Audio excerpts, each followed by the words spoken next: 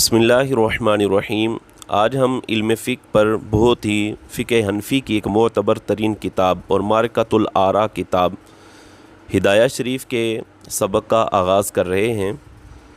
اور یہ بات یاد رکھیں کہ کسی بھی فن اور کسی بھی کتاب کو پڑھنے سے پہلے اس فن کے ضروری ابحاث اور صاحب کتاب کے احوال و کوائف سے واقف ہونا انتہائی ضروری ہوتا ہے، تاکہ فن اور صاحب فن کی قدر و منزلت کے اعتبار سے اس فن کے سیکھنے اور اسے حاصل کرنے کا انتظام اور اہتمام ہو۔ آج کے سبق میں ہم آپ کے لیے چند ضروری باتیں آپ کے گوش گزار کریں گے۔ آپ نے کوشش کرنا ہے کہ ان ضروری باتوں کو تحریر کر لیں، لکھ لیں۔ اور ایک طالب علم کی یہ شان اور طالب علم کا ایک طریقہ ہوتا ہے کہ وہ اپنے پاس قلم اور کاغذ ضرور رکھتا ہے، جیسا کہ فرمایا گیا ہے کہ قید العلم بالکتابہ، کہ علم کو لکھ کر قید کر لو۔ تو بات لکھ لی جاتی ہے تو بعد میں بھی اس کو یاد کرنے میں، دہرائی کرنے میں، تیاری کرنے میں آسانی ہو جاتی ہے۔ تو اس سبق کے اندر ہم آپ کے سامنے فقہ کی کچھ ضروری باتیں اور صاحب کتاب کا ایک مختصر سا تعارف اور ان کا لکھا ہوا خطبہ انشاءاللہ بیان کریں گے۔ اس میں سب سے پہلی چیز جو ہے وہ فقہ کی لغوی تعریف ہے۔ فقہ کسے کہتے ہیں؟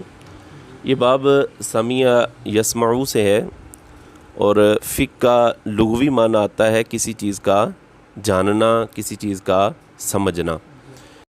فقہ کا لغوی معنی ہے۔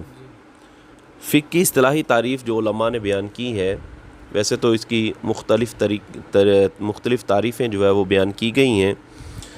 ان میں ایک تعریف یہ بیان کی جاتی ہے کہ العلم بالاحکام الشرعیۃ الفرعیۃ من ادلتها التفصیلیہ، یعنی احکام شرعیہ فرعیہ کو ان کی ادلہ تفصیلیہ کے ساتھ جاننے کا نام فقہ ہے۔ یہاں پر احکام شرعیہ فرعیہ یعنی وہ احکام کہ جیسے نماز ہے، طہارت ہے، روزہ ہے، حج ہے، زکوٰۃ ہے، ان کو احکام شرعیہ فرعیہ کہا جاتا ہے۔ یعنی اس علم کے اندر عقائد سے متعلقہ بحث نہیں کی جاتی۔ عقائد سے جس فن کے اندر بحث کی جاتی ہے اس فن کو علم الکلام کہا جاتا ہے، اور اس علم کے بیان کرنے والوں کو، بحث کرنے والوں کو علماء متکلمین کہا جاتا ہے، جبکہ اس فن کے اندر بحث کرنے والوں کو، بیان کرنے والوں کو فقیہ یا فقہاء کہا جاتا ہے۔ فقہ کا موضوع کیا ہے؟ ظاہر ہے کسی بھی فن کو آپ پڑھ رہے ہیں تو اس کے موضوع کے بارے میں جاننا یہ بھی ضروری ہوتا ہے۔ موضوع کیا ہوتا ہے؟ موضوع اس چیز کو کہا جاتا ہے کہ جس میں اس فن کے بارے میں بحث کی جاتی ہے، اس کے عوارض ذاتیہ سے جس فن میں بحث کی جائے اس کو اس کا موضوع کہا جاتا ہے۔ جیسے آپ علم طب کو دیکھیں گے تو علم طب میں کس چیز سے بحث کی جاتی ہے؟ علم طب میں بدن انسانی سے بحث کی جاتی ہے، یعنی ٹوٹل جو بحث کا مرکز ہوتا ہے وہ بدن انسانی ہے۔ بدن انسانی ہی کے بارے میں بحث کی جائے گی، ادھر ادھر نہیں جایا جائے گا۔ اسی طرح علم نحو ہے تو علم نحو کا موضوع کلمہ اور کلام ہے، تو علم نحو میں کلمہ اور کلام سے بحث کی جاتی ہے، کسی اور چیز سے نہیں۔ اسی طرح فقہ کا موضوع کیا ہے؟ فقہ کا موضوع ہے فعل المکلفی ثبوتاً او سلباً، یعنی مکلف کا فعل۔ مکلف کسے کہتے ہیں؟ ہر عاقل بالغ کو مکلف کہا جاتا ہے، جس کی طرف شریعت متوجہ ہوتی ہے اور اس پر لازم ہوتا ہے کہ وہ شریعت کے بیان کردہ احکام کی اتباع اور پیروی کرے۔ تو فقہ کا موضوع فعل المکلف ہے، یعنی مکلف کا فعل ثبوتاً او سلباً، حرام اور حلال ہونے کے اعتبار سے، یہ فقہ کا موضوع ہے۔ یہ تو فقہ کا موضوع ہو گیا۔ فقہ کی غرض و غایت کیا ہے؟ کسی بھی فن کی غرض و غایت ہوتی ہے، مقصد ہوتا ہے کہ آپ اس فن کو پڑھ رہے ہیں، اس علم کو سیکھ رہے ہیں، آیا مقصد کیا ہے اس کا؟ کیوں سیکھ رہے ہیں؟ کیا غرض ہے؟ کیا غایت ہے؟ تو اس میں فقہ کی جو غرض و غایت ہے وہ ہے الفوز بسعادت الدارین، یعنی دنیا اور آخرت میں خوشبختی حاصل کرنا۔ یہ فقہ کی غرض و غایت ہے۔ فقہ اس لیے نہیں سیکھی جاتی کہ بندہ اپنے علم کو جو ہے وہ لوگوں کے سامنے بیان کر کے اپنی دھاک بٹھائے گا، لوگ کہتے ہیں واہ بھائی واہ بہت بڑا علامہ ہے، بہت بڑا عالم ہے، اس لیے نہیں، بلکہ فقہ کو سیکھنے کی جو غرض و غایت ہے، فقہ کو حاصل کرنے کا جو مقصد ہے وہ ہے دنیا اور آخرت میں خوش بختی حاصل کرنا، اللہ تبارک و تعالیٰ کی رضا حاصل کرنا، تاکہ بندہ صحیح معنوں میں صحیح طریقے سے جب فقہ سیکھ لے گا تو صحیح معنوں میں وہ اللہ رب العزت کی عبادت اور اطاعت کر سکے گا۔ فقہ کا ماخذ کیا ہے، فقہ کو کہاں سے حاصل کیا گیا ہے، اس کی دلیلیں کیا ہوتی ہیں، کہاں سے اس کو لیا گیا ہے؟ تو فقہ کا ماخذ جو ہے وہ ادلہ اربعہ ہیں، کتاب، سنت، اجماع اور قیاس، یہ علم فقہ کا ماخذ ہے۔ کتاب سے مراد قرآن مجید ہے، سنت سے مراد احادیث کریمہ ہیں، اجماع سے مراد اجماع ہے، انشاءاللہ اس کی بحث اجماع اور قیاس کی تفصیلی بحث آپ اصول فقہ کی کتابوں میں، اصول الشاشی، نور الانوار، حسامی وغیرہ میں آپ اس بارے میں مکمل بحث پڑھ سکیں گے۔ یہ چند بنیادی باتیں تھیں جو میں نے آپ کے گوش گزار کی۔ اب جس کتاب کو ہم شروع کر رہے ہیں یہ کتاب ہے ہدایہ، اس کے مصنف اور اس کے رائٹر، اس کے تھوڑا سا ان کا تعارف آپ کے گوش گزار کرتا ہوں، اس کو آپ توجہ کے ساتھ سماعت کریں اور کوشش کریں کہ ضروری جو باتیں ہیں ان کو تحریر کریں۔ صاحب ہدایہ کے مختصر حالات زندگی، پہلے ان کا نام، لقب، کنیت، تاریخ پیدائش اور کہاں پر یہ پیدا ہوئے اور انہوں نے کس کس سے علم کو حاصل کیا۔ صاحب ہدایہ کا جو لقب ہے وہ برہان الدین ہے، ان کی کنیت ابو الحسن ہے،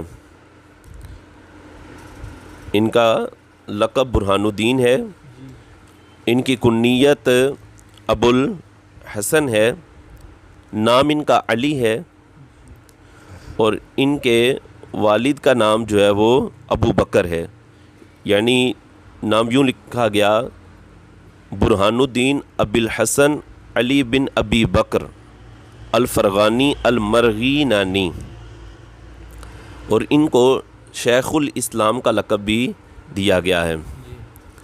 ان کی تاریخ پیدائش کیا ہے؟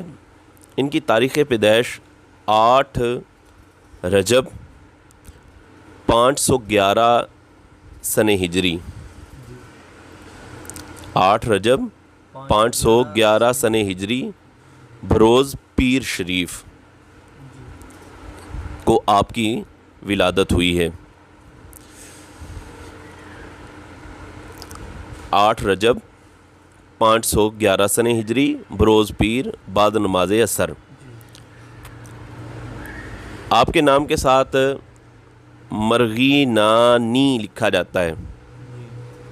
یہ مرغینان ایک علاقہ ہے جہاں پر آپ کی پیدائش ہوئی ہے، تو اس بنا پر اس کی طرف نسبت کرتے، مرغینان کی طرف نسبت کرتے ہوئے آپ کو مرغینانی کہا جاتا ہے۔ آپ کی تعلیمی جو زندگی ہے اس میں صاحب ہدایہ نے بہت بڑے بڑے علماء سے علم کو حاصل کیا ہے، جس میں شیخ نجم الدین ابو حفص نصفی رحمۃ اللہ تعالی علیہ سے بھی آپ نے کتابوں کو پڑھا ہے۔ اس کے علاوہ جو ہے وہ اور بھی بہت سارے علماء سے آپ نے علم کو حاصل کیا۔ آپ نے یہ ہدایہ لکھنے سے پہلے جو ہے ایک کتاب لکھی تھی، وہ ایک متن تھا جس کا نام آپ نے، جیسا کہ خطبہ کے اندر بھی آپ اس چیز کو بیان کریں گے، اس کا نام تھا بدایۃ المبتدی، اور یہ متن آپ نے امام محمد رحمۃ اللہ تعالی علیہ کی کتاب جامع صغیر اور قدوری شریف سے دونوں سے حاصل کیا تھا۔ جامع صغیر اور قدوری سے متن جو ہے وہ لے کر آپ نے بدایۃ المبتدی کے نام سے وہ متن تحریر کیا، وہ مختصر بہت تھا۔ پھر آپ نے اس چیز کو جیسا کہ خطبے میں بیان کیا ہے کہ وعدہ کیا تھا کہ میں اس متن کی شرح لکھوں گا، تو جب اس کی شرح لکھی تو وہ تقریباً 80 جلدوں کے اندر اس کی شرح ہو گئی، اور اس شرح کا نام انہوں نے لکھا کفایت المنتہی۔ پھر ان کو یہ پریشانی ہوئی کہ کہیں ایسا نہ ہو کہ لوگ ان کی کتاب کو یعنی اتنا زیادہ لمبا ہونے کی وجہ سے اور بڑا ہونے کی وجہ سے کہیں لوگ اس کو چھوڑ نہ دیں، تو پھر انہوں نے بدایت المبتدی اور کفایت المنتہی کے درمیان ایک کتاب کو تحریر کیا، جس میں جیسا کہ انہوں نے خطبے میں اس بات کو بیان کیا ہے کہ ایسی کتاب پھر میں نے تحریر کی جس میں میں نے ضروری جو باتیں تھیں اور جو لازمی تھی ان کا میں نے ذکر کیا اور زوائد کو میں نے حذف کیا۔ تو یہ انہوں نے ہدایہ کے نام سے جو ہے وہ ایک کتاب تحریر کی ہے، کہ جس کے اب ہمارے پاس جو ہے وہ یہ 4 حصے ہیں، اور اس میں پہلا حصہ جو ہے وہ ہم اس کا آغاز کریں گے۔ صاحب ہدایہ رحمۃ اللہ تعالی علیہ، آپ کی جو تاریخ وفات ہے وہ جو بیان کی ہے علماء نے، وہ یہ ہے کہ 14 ذی الحجہ 593 سن ہجری، 14 ذی الحجہ 593 سن ہجری میں آپ اس دنیا سے رخصت ہوئے ہیں، اور آپ کا مزار پاک جو ہے وہ سمرقند کے شہر مکردین میں آپ کا مزار پاک جو ہے وہ بنایا گیا ہے۔ تو یہ صاحب ہدایہ کا کچھ مختصر سا تعارف میں نے آپ کے سامنے بیان کیا۔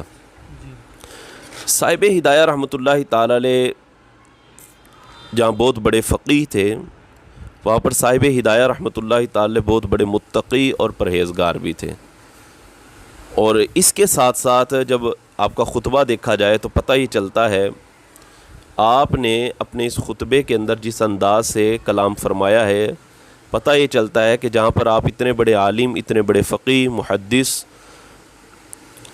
تھے، وہاں پر آپ رحمۃ اللہ تعالی کے بہت بڑے ادیب بھی تھے، بہت بڑے ادیب تھے۔ اور اس خطبے کے اندر اور اس مقدمے کے اندر آپ نے جس انداز سے کلام کیا وہ سماعت کریں، دیکھیں۔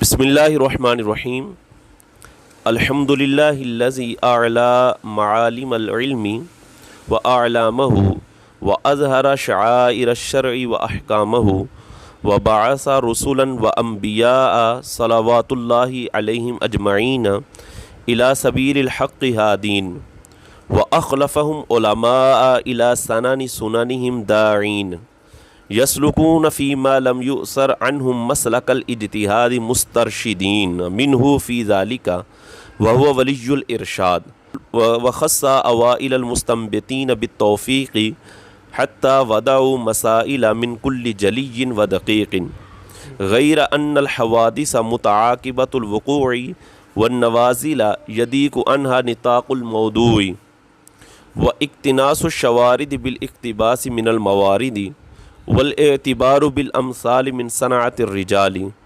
وبالوقوف على المآخذ يعد عنها بالنواجز وقد جرى علي الموعد في مبدأ بداية المبتدی۔ انشاءاللہ اس کے ساتھ ساتھ آگے عبارت چلتی رہے گی اور اس پر مختصر سی وضاحت انشاءاللہ آپ کے گوش گزار کرتا ہوں۔ اس میں صاحب ہدایہ نے سب سے پہلے اپنی کتاب کا آغاز بسم اللہ الرحمن الرحیم سے کیا، جس طرح کہ آپ نے دیگر کتابوں میں اس بات کو پڑھا ہے کہ حدیث پاک میں فرمایا گیا کہ جو کام بغیر بسم اللہ کے شروع کیا جائے وہ نامکمل رہتا ہے۔ تو حدیث پر عمل کرتے ہوئے بزرگوں کے طریقے کو اپناتے ہوئے آپ نے اپنی کتاب کا آغاز بسم اللہ الرحمن الرحیم سے کیا۔ پھر اس کے ساتھ ساتھ آپ نے الحمدللہ سے، اللہ تبارک و تعالیٰ کی حمد سے کتاب کا آغاز فرمایا۔ یہ بھی قرآن و حدیث کی پیروی، بزرگوں کے طریقے کو اپناتے ہوئے آپ نے حمد سے کتاب کا آغاز فرمایا۔ فرماتے ہیں الحمدللہ الذی اعلی معالم العلم واعلامہ۔ اس کا ترجمہ یہ ہے کہ تمام خوبیاں اللہ رب العزت کے لیے ہیں، الذی جس نے اعلیٰ بلند فرمایا ہے. اعلیٰ یہ اعلیٰ یعلی اعلاء باب افعال سے فعل ماضی کا صیغہ ہے.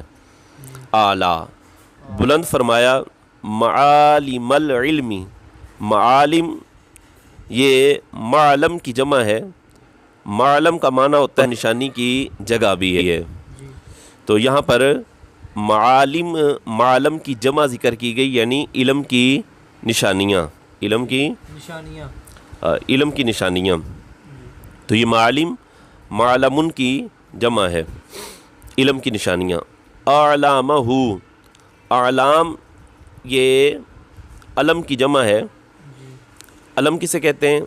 علم کہتے ہیں پرچم کو. علم کہتے ہیں جھنڈے کو. تو علم کا پرچم اور علم کا جھنڈا.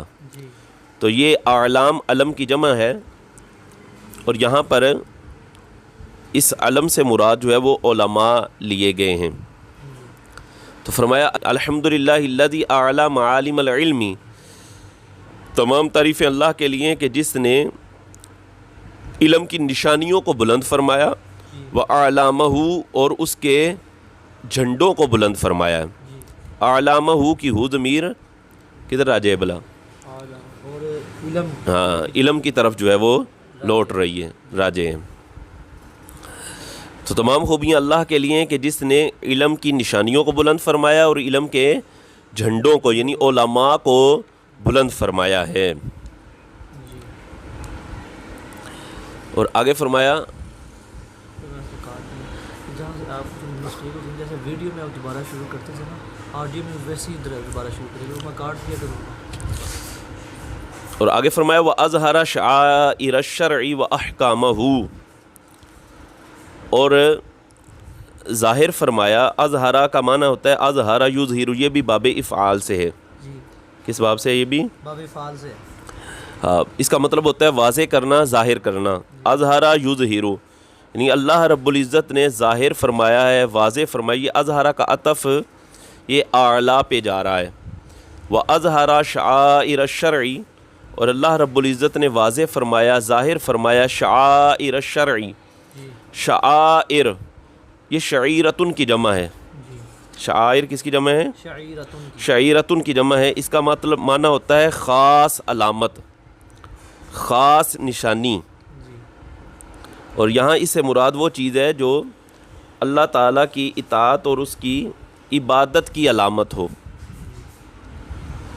تو وہ اظہرا اور ظاہر فرمایا شعائر الشرعی، شرع کی خاص نشانیوں کو. شرع یہ شرع یشرع فتح یفتح سے مصدر آتا ہے. اس کا معنی ہوتا ہے قانون، قاعدہ، ضابطہ. اور شرع سے مراد یہاں پر مشروع یعنی احکام مشروعہ ہیں.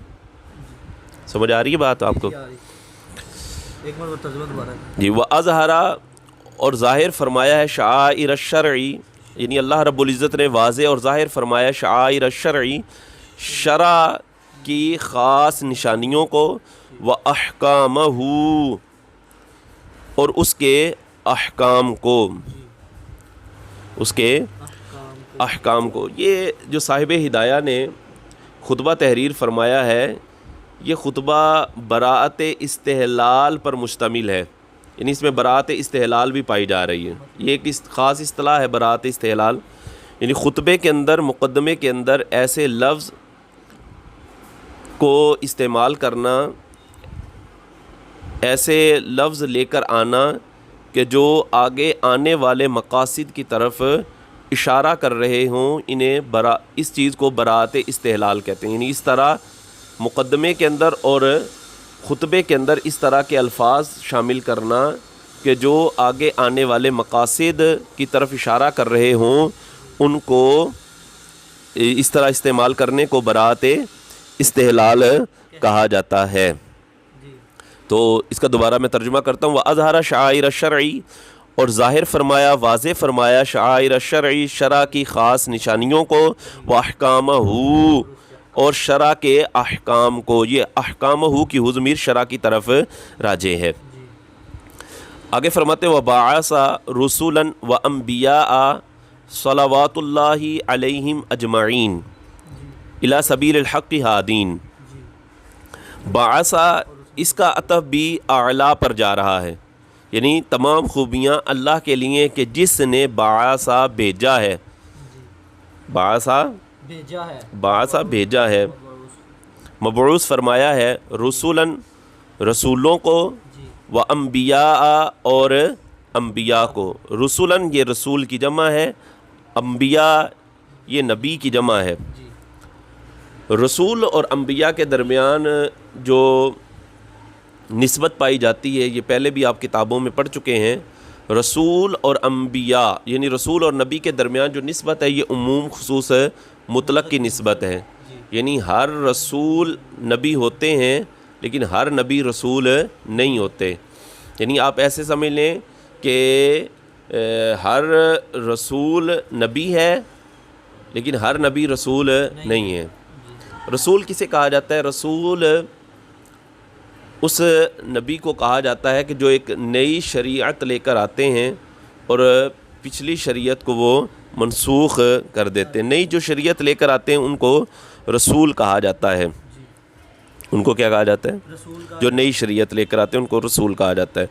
تو رسول اور انبیاء اللہ تبارک و تعالی نے مبعوث فرمائے، بھیجے. اس کے بعد جملہ معترضہ دعائیہ صاحب ہدایہ لے کر آئے، صلوات اللہ علیہم اجمعین، اللہ رب العزت کی ان سب پر رحمت ہو. یہ جملہ معترضہ ہے، دعائیہ ہے. وہ بعث رسولا و انبیاء، اللہ تبارک و تعالیٰ نے بھیجے رسول اور انبیاء، اللہ تبارک و تعالیٰ کی ان پر رحمت ہو. الی سبیل الحق ہادین، جو حق کے راستے کی طرف ہدایت دینے والے ہیں. حق کے راستے کی طرف ہدایت دینے والے ہیں. یہ صاحب ہدایہ نے یہاں پر جو لفظ لے کر آئے الی سبیل الحق ہادین، یہ آپ نے رعایت سجا کرتے ہوئے یہ اس طرح عبارت کو تحریر فرمایا. یعنی اصل عبارت ہے ہادین الی سبیل الحق کی، ہادین الی سبیل الحق کی. اور یہ ہادین جو ہے یہ صفت ہے انبیاء اور رسول کی، یعنی رسولاً و انبیاء، یہ اس کی صفت ہے. دوبارہ میں اس کو پھر بیان کر دیتا ہوں کہ بعث رسولا و انبیاء صلوات اللہ علیہم اجمعین الی سبیل الحق ہادین، کہ اللہ تبارک و تعالیٰ نے بھیجا رسولوں کو اور انبیاء کو جو حق کے راستے کی طرف ہدایت دینے والے ہیں. تو یہاں پر جو ہادین کا لفظ لے کر آئے ہیں یہ ہادین صفت ہے رسولاً و انبیاء، اس سے یہ صفت بن رہی ہے. اور یہ ہادین کا جو لفظ استعمال فرمایا ہے یہ یعنی الی سبیل الحق کو پہلے ذکر کیا اور ہادین کو بعد میں، یہ براءت استحلال نہیں، یہ رعایت سجا کرتے ہوئے. رعایت سجا یعنی مختصر فکروں کو، مختصر جملوں کو ایسے لفظوں پر مکمل کرنا، ان کا اختتام کرنا کہ جو ایک جیسے حروف پر مشتمل ہوں. جیسے ہادین ہے، آگے داعین ہے، ٹھیک ہے، مسترشدین ہے، اس کو ہم رعایت سجا کہتے ہیں. تو رعایت سجا جیسے میں نے پہلے بیان کیا کہ حضرت ایک بہت بڑے ادیب بھی تھے، تو یہ رعایت سجا انہوں نے کرتے ہوئے یوں عبارت لے کے آئے الی سبیل الحق ہادین، کہ یہ حق کے راستے کی طرف ہدایت دینے والے ہیں. اور ہادین یہ انبیاء سے صفت واقع ہو رہی ہے. ہادین یہ جمع ہے ہادی کی. ہادین کس کی جمع ہے؟ ہادی. اس کا معنی ہوتا ہے راہ دکھلانے والا، راہ دکھلانے والا. اور آگے فرمایا وَأَخْلَفَهُمْ عُلَمَاءَ إِلَىٰ سَنَانِ سُنَنِهِمْ دَاعِينَ وَأَخْلَفَهُمْ، اور اللہ تبارک و تعالی نے ان کا خلیفہ بنایا. اخلفہم اللہ تبارک و تعالی نے ان کا، ہم ضمیر جاری ہے انبیاء اور رسول کی طرف، انبیاء اور رسول کی طرف یہ راجع ہے. یعنی اللہ رب العزت نے علماء کو ان کا خلیفہ بنایا. یہ علماء کی خاص شان ہے کہ علماء کرام جو ہیں یہ انبیاء کرام علیہ السلام کے، آپ سمجھیں کہ یہ سجادہ نشین ہیں، یہ ان کے نائب ہیں، ان کے خلیفہ ہیں. اور یہ حضرت یہ عبارت لے کر اس بات کی طرف بھی اشارہ فرما رہے ہیں جو نبی پاک صلی اللہ علیہ وسلم کی حدیث ہے کہ العلماء ورثۃ الانبیاء، کہ علماء یہ انبیاء کے وارث ہوتے ہیں. وَأَخْلَفَهُمْ علماء، اللہ رب العزت نے ان کا خلیفہ بنایا ہے علماء کو. علماء یہ عالم کی جمع ہے، علماء کو خلیفہ بنایا ہے. اِلَى سَنَنِ سُنَنِهِمْ دَاعِينَ، کہ یہ علماء انبیاء کرام علیہ السلام کی سیرت کے راستے کی طرف دعوت دینے والے ہیں. سنن یہ بفتح السین پڑھا جاتا ہے، اس کا معنی ہوتا ہے ایک طریقہ. اور سنن جو ہے نا، سنن یہ سنن جمع ہے سنتن کی، اور سنت کہتے ہیں خاص طریقے کو. کس کو؟ خاص طریقے کو. اس کا معنی سنت کا معنی طریقہ بھی ہے، سنت کا معنی سیرت بھی ہے، سنت کا معنی عادت بھی ہے. تو ہم یہاں پر ترجمہ یوں کریں گے کہ وہ اخلفہم، اور اللہ رب العزت نے ان کا خلیفہ بنایا ہے علماء کو، کہ وہ علماء کے جو انبیاء کی سیرت یا انبیاء کی عادت کے طریقے کی طرف دعوت دینے والے ہیں. سانانی سنانی ہم ضمیر جو ہے وہ انبیاء اور رسول کی طرف یہ جا رہی ہے. جی آگے چلیں. آگے اس میں ہے وہ یہ فرما رہے ہیں کہ یسلکون فی ما لم یوسر عنہم مسلک الاجتہادی.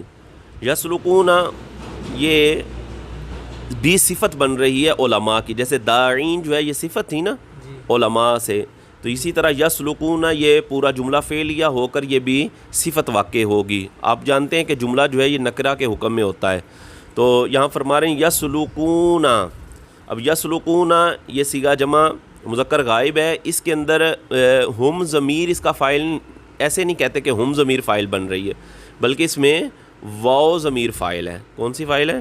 واو ضمیر اس میں فاعل ہے جمع کی. تو یسلکون وہ علماء، یہ علماء کی صفت بن رہی ہے.